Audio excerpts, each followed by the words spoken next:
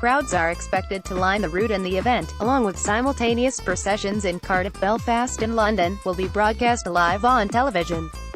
Councillors agreed unanimously to the request to close Princes Street between the Mound to North Bridge to allow the march on the afternoon of Sunday, June 10. The move means those taking part can follow in the same footsteps as Scottish suffragettes, who famously marched along Princes Street in 1909 during a demonstration arranged by the Women's Social and Political Union (WSPU). The event, officially entitled Processions, is also an artwork organized by public art producers Artichoke and NOW 14-18, the art project commemorating the First World War. The women and girls taking part will be handed scarves to wear in the suffragette colors of green, white, and violet, and carry handmade banners to create a river of color. Banner-making workshops are being organized in advance of the march. Lord Provost Frank Ross said, "The closure of Princes Street is a major decision and one the council does not propose often. As a major tram and bus route, and centre for retail and business, normal policy would be to avoid halting traffic as much as possible. But processions will be no ordinary day.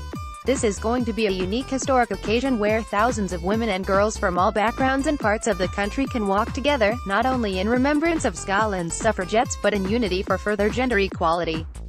I felt it was important to allow the route to take in the original street Scottish women marched along 100 years ago, and I am delighted to receive the backing of the rest of the Council." Councillor Amy McNeice-Metchan, Vice-Convener of Culture and Communities, said, "It will feel all the more poignant to walk along the same street that Scotland's suffragettes marched down over 100 years ago. I want this to be the type of event people look back on with pride in the future and say, 'I was there.'" Full details of the route are due to be unveiled later this month. Helen Marriage, Artistic Director and CEO of Artichoke, said, "We are delighted with the Council's decision to close Princes Street on June 10.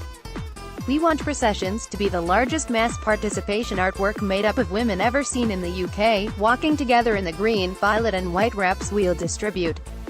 We hope that women and girls from all over Scotland will join us to celebrate the memory of all the incredibly brave women who marched through the city's streets 100 years ago." The Edinburgh branch of the National Society for Women's Suffrage was one of the earliest campaign groups to be established in the 1860s.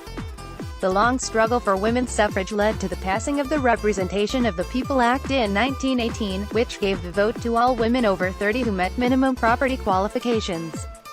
It took another 10 years before the franchise was extended to all women over 21, giving them the vote on the same terms as men. Those wishing to take part in the march can registrations in advance at www.processions.co.uk and .swanson@edinburghnews.com.